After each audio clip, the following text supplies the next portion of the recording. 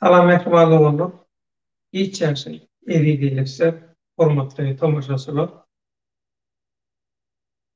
Türkmen Hereket adly birleşen Türkmen Halk Frontunyň görüşiniň informasiýon dünýä türkmeniniň informasiýon görüşündäki YouTube kanaly bolan Türkmenin kanalynyň nowatdaky göňýalymyna hoş geldiňiz.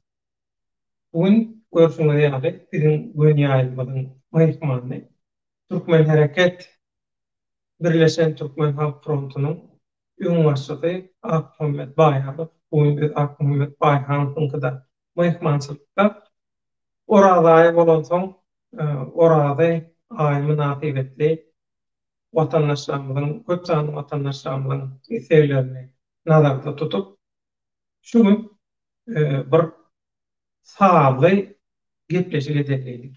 Akmehmet ağa ilkinci onda sağlamaz, hayta sağ şoň bilen başlasak.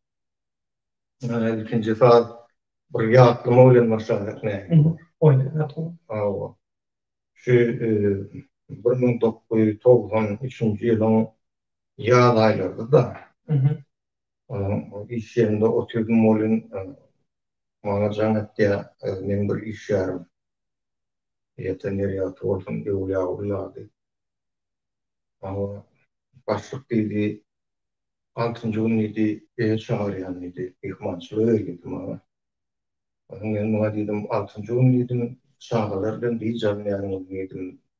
Men diýdim 6-njy gün bilmedim ýa-da näheri bar diýdim aýtdy. Çağırlyň marka diýdi. Sen bilen bir meşhur sağlanydan biri tanşady gelýär, getir bir salamlaşaly aýtdy diýdi. Menim onu çağırdım, senim çağırýan diýdi. Onun 6-njy gün geldi, menem bardym mehmançylyga çağırlarym bardyk. Diýsem, ýagny nurgelde turan eken. Ay ören güýçli sağlanmalarymyň biri geçmişde o ýatan ýer ýa-da ýagmyra bilen salamlaşdyk. Men ýagmyra diýdim, men sen diýdim, sağlaňy diýdim.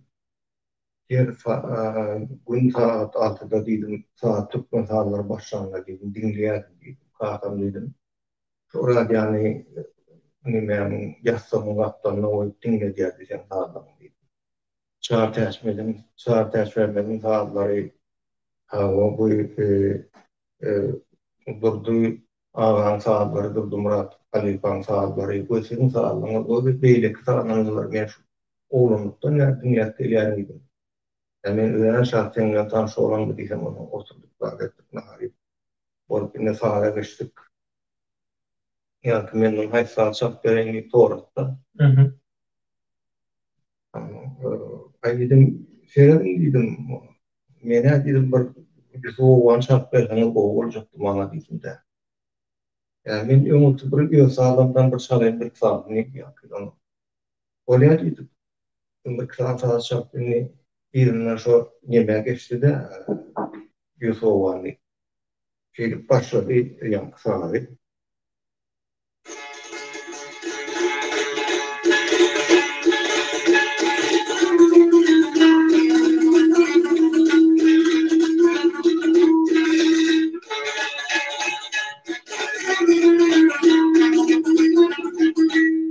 Benim yağmura var dedim de. Onun hiç bilmez etti de. Ne dedi? Gerçekten ustaları öğrenmiş alana gitmem. Onlarla tanış olamızda sorattı da sen nereden gitti de bana. Benim Türkmenalardan iyi buldu. Türkmenalardan dedim onun şeystik bir tiskinliği. Mene bandım onun yermeden. Türkmenalardan demek otayda çok sağlam havarım var demek de. Meşhur sağlamlar Türkmenalarda şu Durdağın şehirleri geçenler altında Türkmenistan'ın sun oturunu ulu yol bu bir tane adamlarda. Onun bunun nime yankı yağmuralı Durdağ'la benim tanışırkenler. Yaşuantı Durdağ'la nimede filarmoniya çağırıyorlar Türkmenlerden zaman işletler bir yana. Sağ olup diğer nimeleri bu sağlanlar. Sonra gelenler bu nimede yağmuralı da Radyo Komitette o işleyen kendileri. Hawalla bara ne şu tadı işi yani kadar prosto işte. Şunun şu adam çalıyor ya Murat da şu tanışıyor ya. Gafı kulu bakı verdi. Durdu Murat Halifa. Anı yanki yerde sağa yine tutar bana verilmeden devam etse. Onun ben öğret bildiğim deneydim var. Finans köreydim de. O vakitler ben takiyan olur. Yolu düşüp başlattı da ben sahalara da son otum bunu. Şunla yemeğine başlattım bir soğuğu.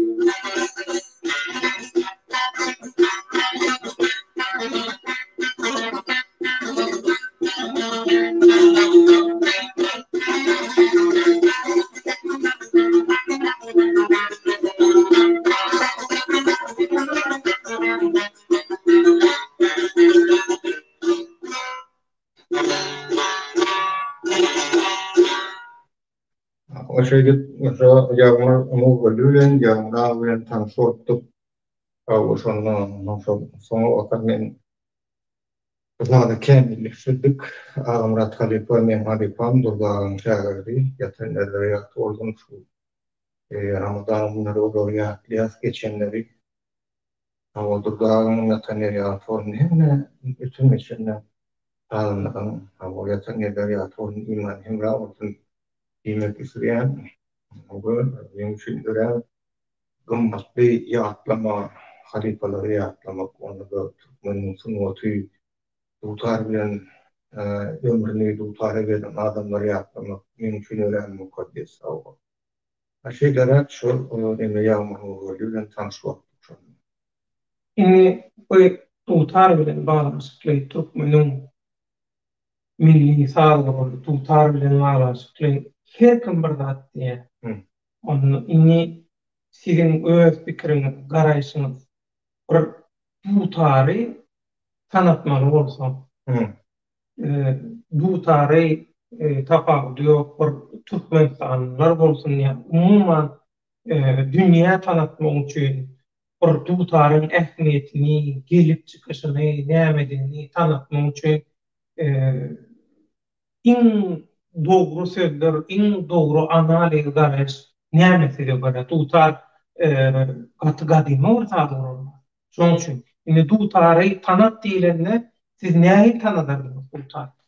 Tutar vardı, ören bir hakiki rowayady.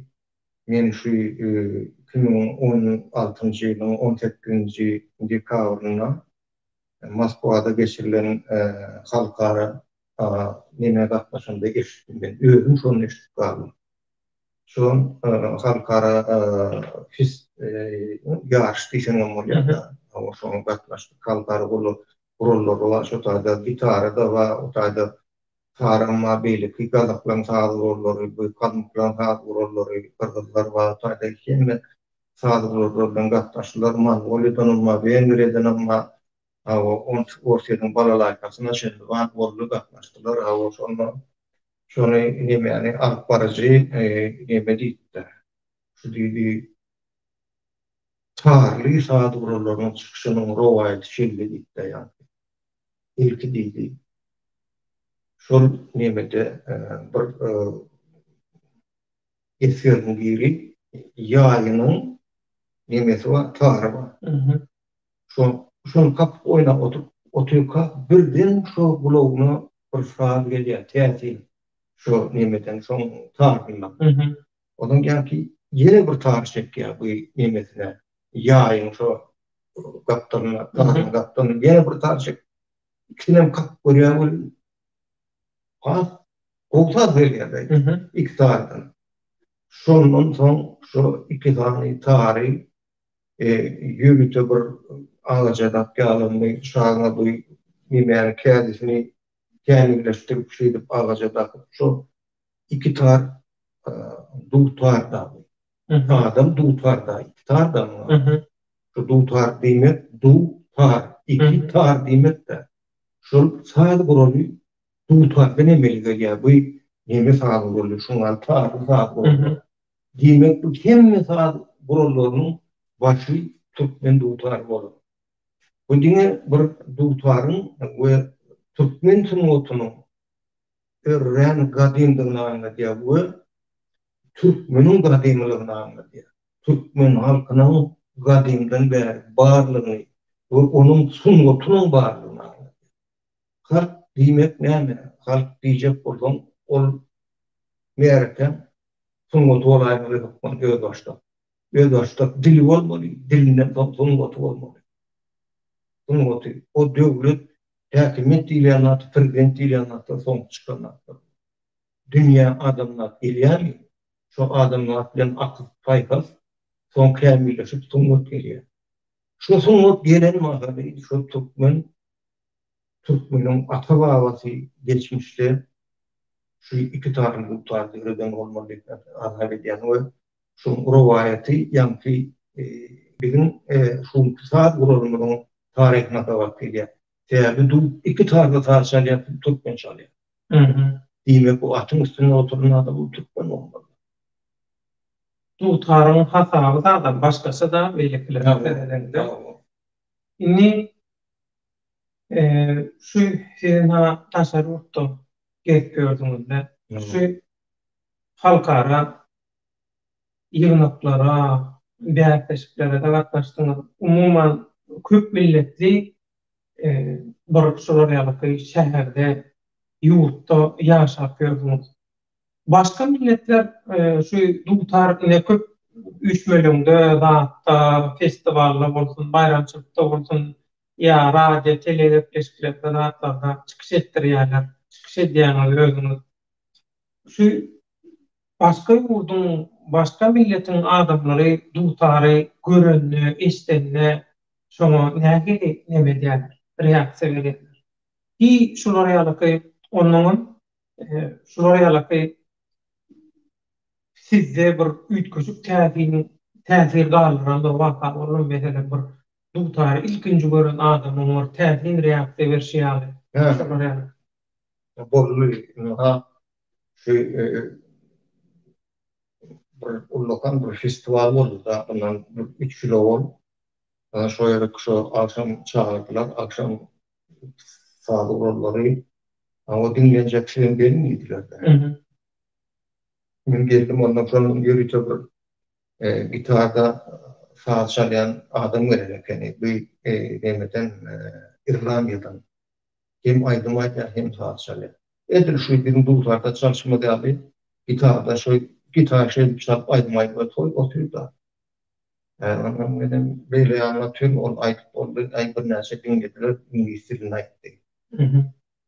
Onun gerek mağarıydı. Tamam mı? Benim duhtarım yoş bilen başladığında şu dağın dağlarından yankı gitaran çalıp oturan adam. Yankı pirlikte gitarasını modda gayet yanına. Bu dedi neyem instrument dedi. Bu dedi nereden geldi dedi. Ben Türkmenistan'dan dedi. Türkmenistan dedim oğlum. Ne taşıyordum orada? Şu İrlanda'daki adamlar bilýän eken. Köpüsi bizim onda da son motiflerler bizim sunutumuzun inceligini bilýän eken. Onun şu doktorun tarihini yani sen toğraşın ya da soran hemen ayıp verdim onu hayran. Beni bu da şimdi bilen moktum dedi Türkmen. Edir böyle hali halkın varlığını neydi. Yine şu sunumuzun sivilleniydi. Ben sunumuz işlerdi. Şu şeyden aydınlarını dedim. Bana öğrenim təsir oldu diye. Sonra o İngiliz diline vurulan ya tercüme içinde mağazına vuruldu gene. Yanımda kalan köpüs dinletti. Sonundan beni şu yaşar sağda çağırdılar bana. Oydurman iyiliğine. Ama öğren tercihinin akşam olup geçti. Ve sonundan beri tekrar onu karantin başlayanca bir yerde Berlin'de Niye'ye Bologna bir yerde şuna işmeden oldu. O zaman ben çağırıp dinleyenlerden kaldım. Ne aklımda da şu elbette sağlam Türkmen sağlam himmeti täsir himmeti aýratyn öz olşu şu bir giden sağdan arasından özüňize iň gowurýan sağdyňyz diýip hani Türkmenler arasında söz var ha özüňe goýan aýtyp berýär özüňe goýan çalyp ber diýende şunça gowy sağdan jadyr sağdan arasından bir saat saýlap bolýarmy? Mümkün değil. Durdağın sağları ben durdağın müşahede bolýanda şoňa bolýar. Durdağın aýsaryn atam ol dostlar uşun çurnu. Sunmotun sağsın otunu naklı şo. Tutmen sağsın otunu naklı. Dillerini alıp gör, dekorasyonunu alıp gör, orağını alıp gör, nar kiçiğinin diye, nar tuvan eyler diye, ne diyelim diye, ya da bir kânulli, o da yönü mümkünlerle kânulli. Şu kânulli'nden durdağı şeyle bu çaktır da, durdağı çalan ottu, bütün şu sahibi bu ulu orkestra oynağı oturan yani, et çaktır da. Kânulli sahibi. Onun dillerini ne mi diyecek o? Ya durdağı. Kay sağdan alıp koysam, Türkmen'in şu sağsın otunu ben azap ediyen, nuskostu ya, beylek sağdan adamın sağda boğumen onu görebilecekler, diyecekler. Yani durdağın tarihi hakiki sağ oldu diye de. Ama onu şol yani geplet bilen o dünya. Yani şu durdağ sayıya atar şu tarihi. Onu sağda düşünen adam ya. Ya da yankı şu Nimet'den gelen İrlanda'dan gelen adam ya fanat oldu. Sen boydurman çalırıyor da durdağ. Başka ýurdun adamı bolsa goýdum mançaly ýa. Gen çalmay oturup öýde goýdu çalmasın. Inni ben bunu yaşap ya. Tutarın ya tutar. Onu bir saat dinleyeli, ondan soň dutarın, sağın, şu diktatorluklar döwründäki ýagdaýyna sen salar. Böyle. Mhm. Ben şu durdagan başardığımdan yani kendim bütün çap bere. Öyle. Kendi.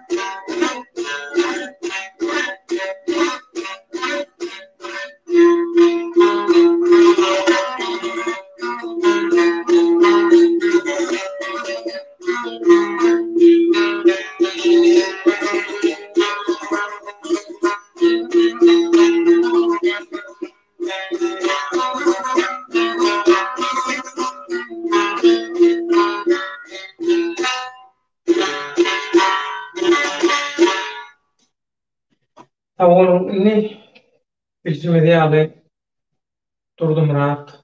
O saat ne şu sağlığın hemmesinin nemette alypasy.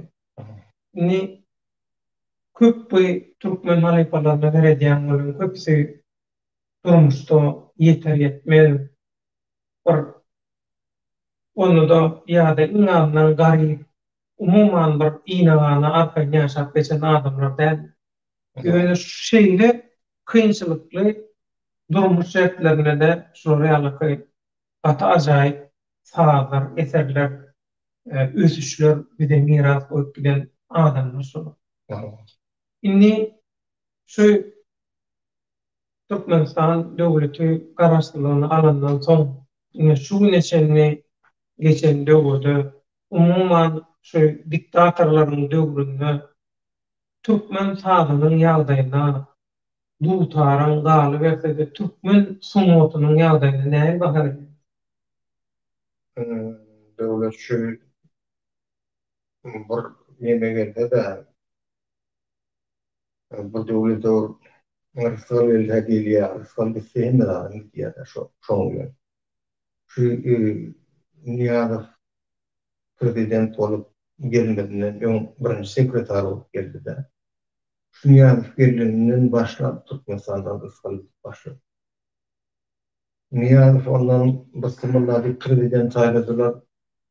İlk bir adamdan göňünde tilki tapala gelip ýyl barap dedi. Bu borunjak galan bolsa bize de bilirdi kimdi. O köp adamlar getirim olup başladı, basıp başladı. Basış edip, öldürüp atıp. Şudatdan tezgiri Türkmenin sunwatuna, Türkmenin inniki, şu wagt inniki döwre garjak taryhyna erlik bir gara nime goýup gelipdir.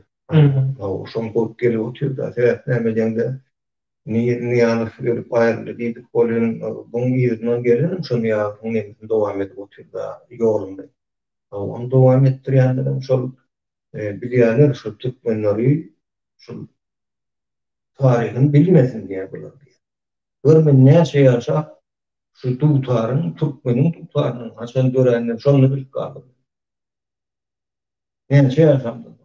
60 onun hiç kim aýdan oturtmaýan. Şu zatları hiç kim bilmesin. Sunwat Türkmenistan'ın gitsini ödýärler. Onun için şolary alıp näme diýär, üstüne pezdar adamlar diýerler. Soğusu, talantlı adamları ol öýde aýdym olup, o gitara çalan kişi bolýar, ol adamyň kellesinde hiç zat ýok, boş ol. Olsun oto boşun boş bilmiyor. Çok küçüldüğü açıdan oluyor da. Şu yaşlılığına yetibilmedik nemesini şu bir neme, yani pulogurla bayılık kazanıp bilmeyen şu pulogun etrafında ben küçüldüğü mod bilen, ben bu neme mod bilen ya da. Yani bu yetimine ilgili. Onun şöyle yani bu yetimli adamlar otun modu östürmüyor. Ama şun çünüm şu öderine gitarlardan var, şu kompor nemelerine ona çıkıp diktatör bir kompor Hava sunuwatu ören erip tercih ettik. Onu Türkmenin sunuwatynyň esasy böyle bu dutardan var, şu kitardan var. Şunu berýän o wady, şunu aýdylýan aýdymdarlar Türkmenin wady maltymlyk şaharyň ýazyp bilen o şoğurlary, şonu dören aýdymlar dutar bilen bilek gaýnap şol garipçilikde ýaşasalar hem eýmeni eşlik iýmeni ýmiti bolmasa şol adamlar şol sunwat berilen adamlar sağ çalanlardan şol mawtumlygyny ýatlap şol şoğurlaryny aýdyma geçirip ýa keminen şoğurlaryny ýa ýeň şoğurlaryny aýdyma geçirip ýaşap şu neçeni Türkmenin sunwatyny dowam etdirene. Indi bu atony ýa-da o sunwat ýok da Türkmenistan. Tutar ýatyryp otuýar tutary. Tutar ýa-da bir ondan halypalara sylaw hormat boýup ýa her bir neme geçirilýärdi. Bu Türkmenistan'a ýarşy şeýle halypalar arasynda. Antambular we Türkmenlerden antambuly we tutarçylardan. Şu wagt barmy antambuly ýok. Şu wagtlary giden şol miýolar şol agaç miýo bermesin diýerler. Şol sunwat bir ul agaç. Bir halkyň sunwaty bir ullukam agaç. Şol agaçdan miýo alınmasyn diýerler, şol oturan diktatör. Onu şu anda oturan buna tezgeri olan adamların dinle diye siyaset değil. Bunun siyaseti uydurlar yani. Tutarı. Ne şu Türkmen unuttum kimliğini yani. Yani senin tarihine mi yok, senin işlerine mi yok, tutarına mı yok, tarihine mi yok. Ana men dine aydımayken, ben dine kitap yazan yani. Şeydi tutarı öğren karalattılar yöne, şunu da köp sağ olsun, köp yaşlar, köp talantlı adamlar var Türkmenistan'a geliyle. Olar şu tutarısı menet krediyen günlü geçiren oktu yani. Yani ondan bununla iştiriyen sesi olan çalıyan sağları iştiriyen şubatlar Türkmenistan'ın internen sungot var mı? O yurt var. O halkam var. Sungot yok mu? Halkam yok yurdu. Yani acıyor olan yani sungot var işte. Yani yurdu var işte. Ama bu şunu ben rahatlar da bu sungot demek, yurt demek, bu halk demek, tarih demek, bu gelecek demek. Ama onu diktaturan eden işi işlerle şol. Eme sahada olan yemeğini bu adamdan öğreştaklayın ulanay mesela bu şeyle hükümet maçlarında üstüne okşuyor. Onun ne? Ekonomik meselelerin optimal meselelerin adam kendisi boş olur hiç taraftan devleti dolanlık bilen. Onu dinleyelim. Şu nemen gazın mentili göre ama buram şu neme göre Hoksuzluk Komitesi. Buram emniyete göre, buram prokuratura göre. Şu adamlar kısıp guruleme yani saklamalı şey yani o ventili istihbarat açıyor, istihbarat yapıyor. Şuradan falan okuyor. Onun cüzünü oluyor. O Türkmenistan'ın halkına gelen o, sunmutuna da gelen o çok. Şurada neme gazdan gelen bir de. Sunmutun üstüne o. Şurada yani yazdı şu an Türkmenistan'da.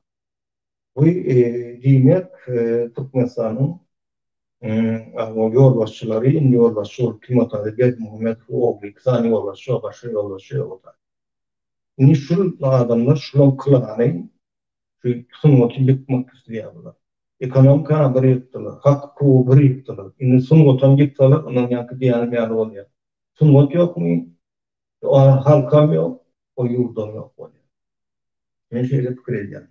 Şimdi Türkmen hareketinin tagallatı öyle programması oyuncu gödeminde tutulayan durmuşa geçirilecek Türkmenistan'ın Halk Respublikası'nın täze döwürdäki ýagty eşiretli, hakyky eşiretli geljektäki Türkmen sunwatynyň sunwa işlerleriniň orny ýeri nerede bar? Şimdi birinciden hemen şu sebepten şu Türkmen hareketinin hakikatlanan edermen yiğitleri varsın, motto öğren tanıdan ve Tunmut'tan baş çıkan yiğitleri var, ve boşun dedilecek yiğitleri var. Onlar yine bir Türkmen hareketinin içinde oturan nokta olur, üye başta bir lider oluşuyor. Ama üye başta üstüne lichnost diye de adamlar. Ama şu aktaryan olunlar, üyenin bu köp bilen adamlar, edermen adamlar. Hemmetine salamu aleyküm. Ama köp sağ olsun, açık olan şey Türkmen hareketin hareket cemiyetinin aktaryan işine koşan boşunluğunu kavgasını açık olan bu yankı sunumot meselesinde de gören doğru iş yaparlar. Şu sunumotu koymalı. Eğer sunumot bizim alparayan siyasetamadan bir alparayan görüşümüzün esası fundamentinin biridir. Esası fundamenti şu struktura boyunca şu fundamentin içinde sunumda atıyor. Yani değerli Türkmenistan Türkmen devleti demek de Halk Respublikası demek. Ondan sonra şu fundament yugurlarını şunun içinde tunvat olmalı. Şunun içinde halkın kutuhiyeti olmalı. Halk ekonomikası, halk tunvadı ve halkın edermen adamları şunu öğretmeli, var bilgilen, tezeden şunu kurnak öğretmeli. Ben Türkmen hareketinin o içindeki işleyen o adamlara, spesyalistlerimize, bütün o tohumlarını, belki medisini, belki uğradan adamlar var. Benim içinde de ben şolara öğren ullokanı umid ediyen köp canlarda oldum o gelecekti. Şu birin alt bariyan planmadı. Türkmen halk respublikanı döretmedi. Ona döretmek var da alt bariyan ideyanı şolar bilen yekirtek deltine şolar bilen hemen bileşip şunu amana aşırat kökal bana şayadı olur Türkmen halkımdan. Bunun şayadı olur bu Türkmenistan ülke. Bu duruşu, ya da duruşu aynı oğlunu etapta ol bir yönü bir kalkalamak için. Ol hakiki istinani Allah bilmeyen onu. Ya da ne hakikat demek, istina demek hakikat da hakikat Allah bilmeyen. Ne böyle yetişip verecek ne yetti. Yani en son ki şu oğlunu getirip sonra buna prezident edip gökölmedi de. Gököldi. Ondan harikin olur şans yok. Sebebi yok mu yani şimdi yok. Yani kaydan attım. Şunun tuğutnaması. Şunun için bir de dine galya bir adaşık hem olmalı, kanatlı olmalı. Onun hareketi bereket diye. Bugün asasatsanın birleşen Türkmen hareket gücümüzün adam hareket. O Türkmen'in söylediği hareketi bereket değil ya da ne bir ustayda kim taraflayın iş alıp barya bizim ideal işlemleri inne şu bizim umum kanallardan görürler yakın vaatlarda görürler adamlar bu sunmotlaş uğruna da ekonomik uğruna da bu sunmotun böyle kıpıdoklarına da kitaplar mı ya böyle zatlar mı Türkmen'in tarihi mi zatın ne bilirler Türkmen'in tarihinden kadimini suud eder. Şu dutarın dörüşü suud edilişi yani. Onu men suud etmedim. Men yürüte şöyle yaşa baramda bana suud ettirdiler. Ben onu yani şu an yakladım. Yani, ne son için Türkmen'in kadimi tarihi var. Kadimi tarihi olan Türkmen'in yapmalı. Özüne Türkmen halk respublikası dörtmeli. Yani şu tarzda sonladığım yüzü, şu tarzda birleşimin yüzü, Türkmen birleşimin, benim Türkmen birleşimin içindeki yetermen yüklerinin talandı görünmeye ve şu tarzda. Neşelik kredi. Nezip oldum. İnni bir illerde de geçip gören köp yerde tefiri aydırlayan, gururun edilen sizin ora ayrılığına da sol ayrılığına estirip bilersiniz. Ayrılım. Ha, o ayrılığım. Ayrılım mı? Ha, o ayrılığım.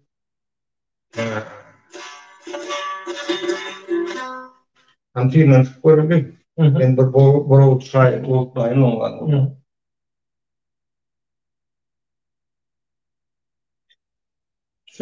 Yüreği donan daş yağlı olan adamlara eredip solurum hava. Sonun içinde de ağlarlar var çünkü ayrılmıştık.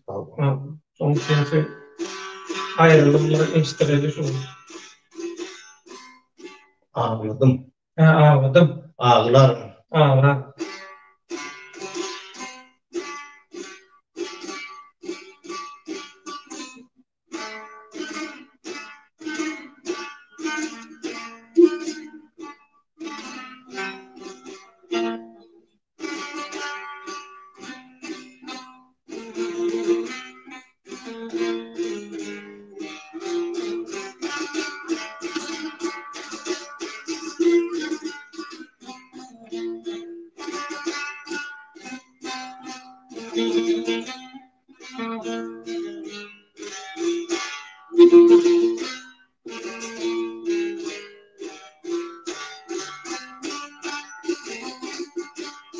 Ne gullum, ne gullum, ne ağlattın yar.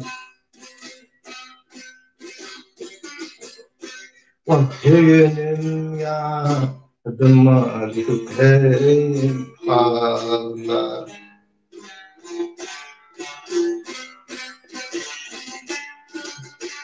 Ey kimdir bu dünyada men kötüyen var o. Okmalım yanıma hep ağlar.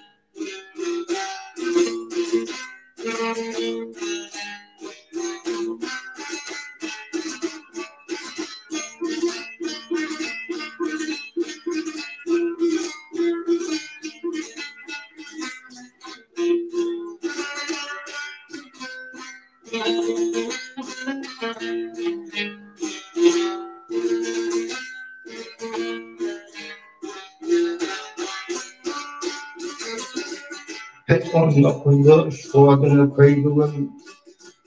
Aman, aman, aman, aman, aman, aman, aman, kıydı. İkin bir yıl soyulmağım ki. Bak yine vurup seni söyleyen dilime.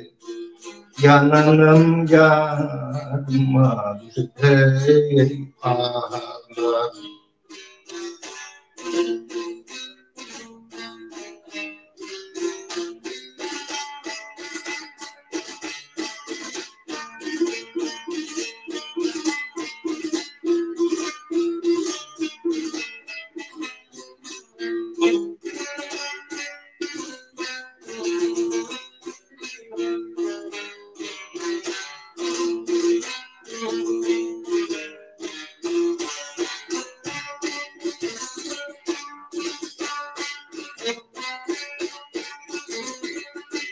Hep eşiştin bağrına açılan güller.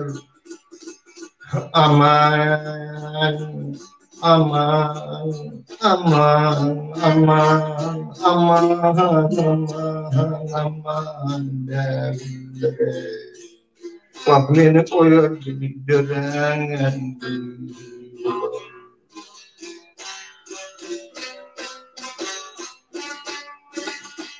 Hey yüreğim coşalıp geldim kolunları. Uçanım yadıma düşüp hey ağlar.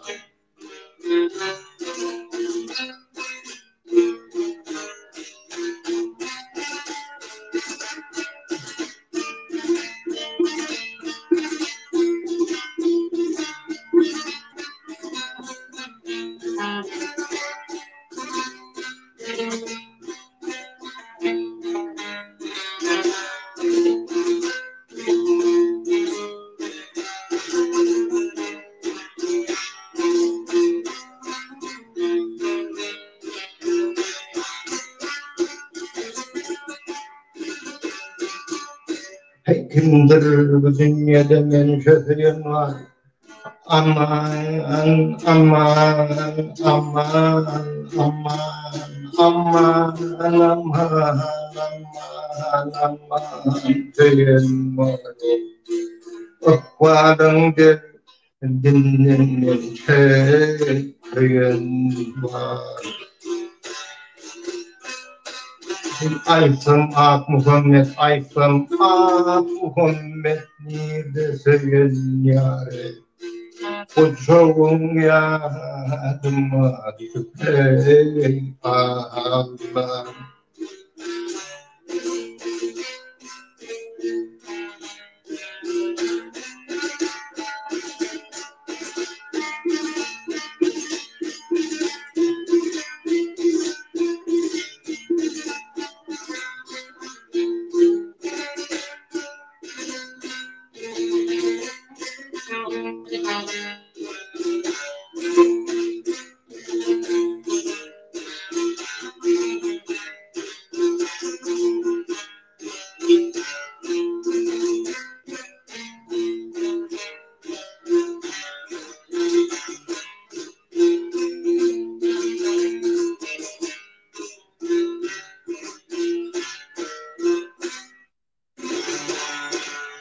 Minnettar. Bunu zamanla yazılmayı, ya zamanla çıkıp yazılmayı. Onda öyle çok aşavatta, hatırlanan bir yıl aşavatta, hatırlanan çıkamın bir yıl farklıdır, bu görmediler beni. Hiç çıkarmadılar, tutmazsalar. Neyse, 3 sefer samaryoda bile dalıp, aeroporda verip diyeceğiz, iyi yöne aytmak oldu. Tam oradan geçeceğim, pasport mu kontrol takdir, 20 ay diye. Çağladım ben, 10 yıl görmeyen azar oldum. 2 tane oğlum ben, neye verileceğini. Şunu men 2012 yılda yanıma gelip başladılar. Sonra başladılar. Sen ne ilgili yaldayım diye. o da şimdi hiç kimden atamadı dereden o arlamadı dereden. Yani şu migrasyon Mustafa nimetine kendine dediğin bunları var onun uğraşıyorum vakit gaydiyan hiç çıkarmadılar beni. 12. yılda çok büyük Berlin'deki cayları yıkıp başladılar. Yani şu vakit ben en iyi yıkılacak kurum başladı. Benim bir hili dünyani alayım. Birden kirlenen aşağı döndü. Ama 10 yılda başkalarını görmezden kıyma. Ondan sonra ben şu şuuru yazdım. Şu Tom Tyler'da iyi olaydı yani şu 2012. yılda. Sonra yazdım Tom. Buraya geçmeyelim. Yani faaliyeli. Yani çalan faalım. Faalım. Verdim ki şuurma memnun oluyor. Şey diyor bu böyle değil. Onun bunu şu yanıma gelen adamdan uyarı şu benim gürleşen organ işlerinin biri gelip bundan senin yoluna söyleyip bana ait bana öğrenetlerine. Onun tutar orta ihtiyaçlı bir fırsat verdiğini dedim. Burada iktisat öğrenim dedim. Sadece dedim görülen bir aydın maaş ona ait öğrenim oldu tamam dedim. Sonra ait gördüm. O yankı oturan adamdan ses çıkan o bir gelecek. Gelden aldırım ait bakalım ağla oturuyor. O niyet bir adam gidiyor. Bunun anlamı yok tabii. Bunun anlamı var ya da sorduğum içinde yoktur bu değilim başladı. Yani yakına geldim ya sağdan gördüm aydınlık şeylere olmuştu. 2012. yılın bu yılın önüne kaynadı. Onu sınıf şol yüreği doğan daşçağının organ işlerlerinde tehir etbiliyor da. Ha, o yönedir o organ işlerden öğren tecrübeli mayor o şu dinle anlasın dinle öğren tehirli olmalılar. Ne uğraşan da bilmez. Ama şeyler onun yürüyüşü. Inni onu her tamaşaçılardan birini tetkilçilerimizden mehman doğumda bugün yine aklımda dağılan sağ destek arasında da şuraya kıssatın yansımaları gururunu efektiydik sonuç için komentaryalar hatları ekrana getirebilirim de benim için men planşetten tabletten eduatör ondan bana uzak oluyor. Sonuç için ekranı koyup bilinmek, aykırışman ve nöştaydan görüyen Batır Jomortov Özbekistan'daki Türkmen doğumlarımızdan Assalamu alaikum diye falan Batırcan Garajoğlu Türkmen Assalamu alaikum Mesruhan doğumlar aklımdağı öyle saman anlatına hemme geçersi diye tavuk Garajoğlu'nun doğutarın tefi hili ülkeye ağam gastavlay tehniki kemçiliklere düzeltmeli vakt diye. Şoň üçin dutaryn sesi has bolsun diýip başga nöbetmälik şu tabletten bolsun diýmek ondan ya internetten bir zatdan maglumat täsirçilik bar diýmek. Häzirlikçe tehnik mümkinçilikler şöyle orada geljekde mezun düzeldir. Ni onu nowatda haýsy sahada Oyun kaygını sallıyorum sanırım yani cemiyeti aldım yani rastladı. Cemleyiciden şey dedildi. Ni eğer olursa ni April ayının 18'inde kalkamız bayramlarda bayramın Muhammed Nefes oğlunun bayram muallim ya bayram muallim.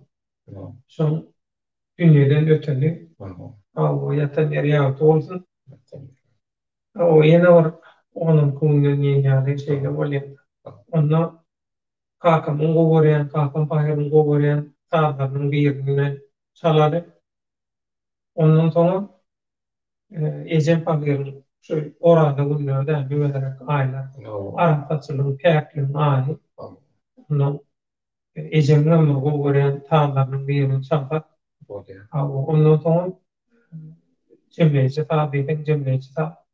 Zaten bayağı şol 40 saat ya darbe bolan şol durdağın hep yapacağım diye. Yapacağım da durdağı. Hakikaten yapacağım da. Yine şu kakamın yadigarlarına bahşedip şu yapacağım sat birayım.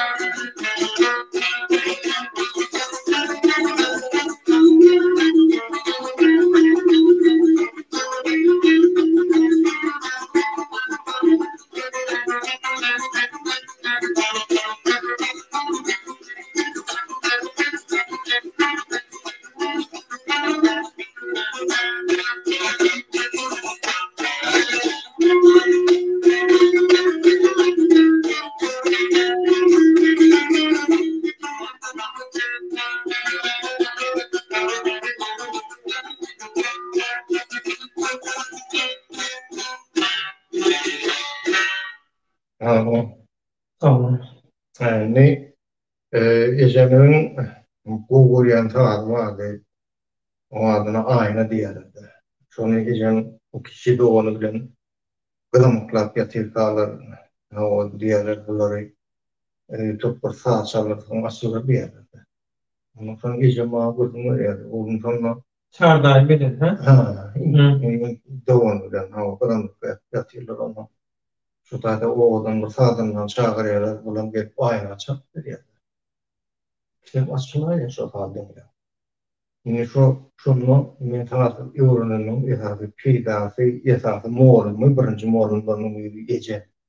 Kakam tutar getirip kakam ıhlas eden kakam yani gece. Sonra bana oğlum şey tipinlenip kattan da şu yemesini yemin dağını yıkıp veriyor.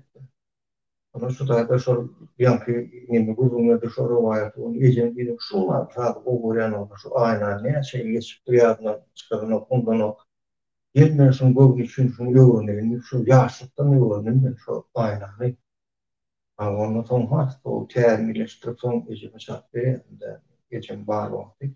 Yani aynen o Türkmenler tarafından çalışılan da şeyde Ha o o beylikten bitkuşup ha o öyle mi? Türkmenlerin yolu. Tamam. Ondan dinle.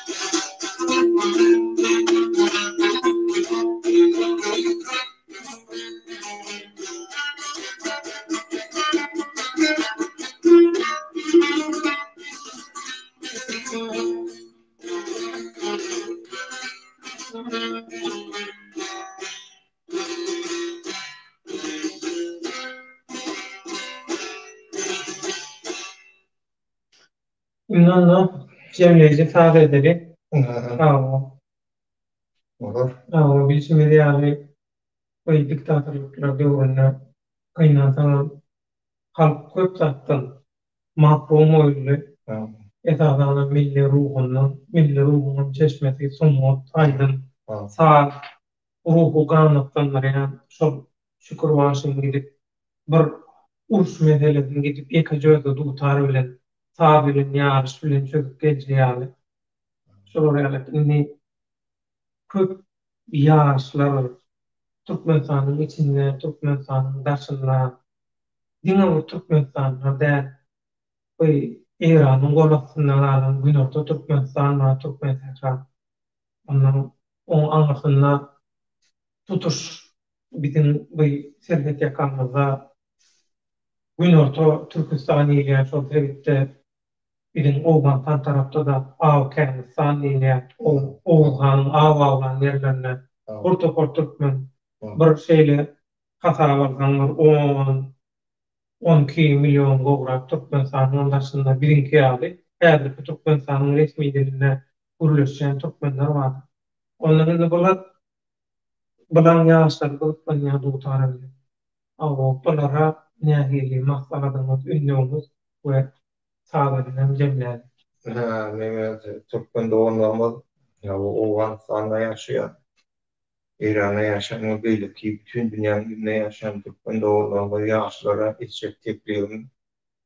Şu Türkmen'in yahtan çıkarma, onu yahtan çıkarmadığı için neymet çökmeli, sunut bilen meşhur olmalı. Başka falsalık başarmadan ya da aydın başarmadan şonu dinlemeni, şonu yayratmani, şu falsalık bilen adamları ilmi çağırıp yılda bolyani neyse yağdayını olta şonu dinlemek, halkı büyüşürüp Türkmen halkının içinde şu halini dinletlerini başlatmalılar şonu. Şonu içinde liderlerini var, kim var mı? Şonu bir diyette suredin gördüm. Şu sunutu diyette suredip saklan. Türkmen tarihinin yarama üçün, üsmü üçün, sunutun üsmü sizin an geleceğinin eşekliğinin tuğutnaması olup duruyor. Şonu şöyle size eşek tekliğinden şuraya şol. Gözünü söyleyen ortamı salın, sat bilmeyen ortamı başımı şu aydın şimdi çağırıp gözümüzde tanışlık düşlerini bilen sağ dinleyen, aydın dinleyen Türkmen bağına başlanıp yazılan matımının şuurlarından üzülen aydınlar dinleyen, çalınan tağlar dinleyen, şunu siz ösersiniz, şunu siz yenme kınçılığı yenersiniz. Canına sağ olsun göreceğim. Onu cemiyeci sağ bilen hoşça solayım. O cemiyeci sağ durdağın bir bayağı sağ duada dikler. Çok çalay. Sağ dikler. Sağ dikler.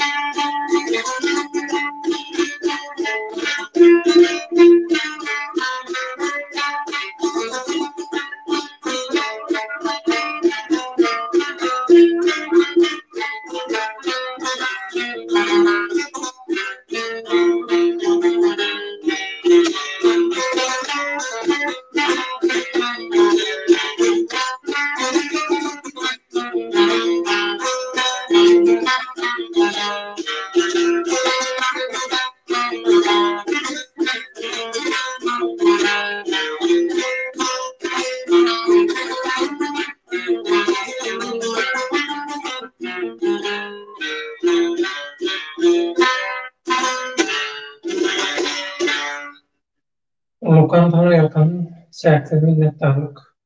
Mehmanda onu bugünkü dünya ayrımları biz oradalık maksadı bilinettik. Bütün Türkmenliğin bütün nesilleri için sebebi uyusunluk demek. Bizim ata-babalarımızın bize koyup giden en büyük hazinası, bağlılığı, yavşılığı, gücü, kuvveti demek. Şoň üçin daşary ýurtlarda gezip, ýaşap, zähmet çekip, aýrylyk çekip gören türkmen doganlarymyz sizin ýüregiňize kuwat, ruhuňyza kuwat bermek üçin şu ýerüýteňä aklymda bilen bile aýdym sazdy sizin üçin oradalyk gepleşip etdik. Bütün ata-babalarymyzy türkmençiligi suwsan, türkmen sunnatyna suwsan, ähli türkmen ruhlaryny şeýle tirzenden aldyrdyk. Öz ötenleşenlerden halayan sahalarına meştirdik. Sebebi orada aýdyna özünden başlap, öz ötenleşenlerden başlap, hemmesi için obadet edip, dua edilýän bir aý. Şoň üçin bugünkü dünýä aýlymyzam türkmeniň milli obadaty diýen ýaly sazly, söhbetli boldy. Şunluk bizim dünýä aýlymyz, aýdym sazly, oradalyk dünýä aýlymyz. Şundan ibaret geljekde eşitmek isleýän sazlarymyz, zatymyz bolsa, soraglarymyz bolsa, önüme bizim redaktamyzda iýip bilersiňiz. Ekranyň aşagydan geçýär, bilen ara gatnaşyp, bütün ýetli salgylamy aklymda dağdan sorajak zatlaryň bolsa. Umumyň türkmen hereket barada, Türkmen Halk Respublikasy barada sorajak, eşitjek, nähili gepleşikler taýýarlansyn, näme siz şu kanallarny görmek, eşitmek isleýäňiz şolaram arkaňyk bilen bize ýazyp iýip bilersiňiz. Şoňa görä-de ne diýip bolsa, bir geljekde sizin islegleriniz boýunça, sizin islegleriniz esasında da dünýä aýlymyna ýa-da aýratyn ýalylar gepleşiklerge de şu dünýä aýlymyna ulaştyrdy jemgyýet aklymda soň kaçak. Men ýene bir gezek bilýän, ama bütün türkmen halkymyza, türkmen doganlarymyza içindäki daşynaty bütün dünýäye ýaran türkmen diasporaýy bilýän, hem ýanydan haşy Ramazan aýynda edýän arzuwymyz kabul bolsun, maksat muradyny ýetmek üçin sag bolsun, maşallah, hem ýa-da geljek türkmeniň kültüri, türkmeniň sunaty birin hemme atbaryan görüşmede ýardam eden adamlar ýene bir gezek gaýtalýan şu türkmeniň sunatyny ýatdan çykarmadan ýeňersiň. Köp sag bol. Hoş sag bolun mehmanlar. Yeni keyifli duruşlarına seni Allah yardımcı olsun. Toydu görüşelim. Oralarına kabul mübarek olsun.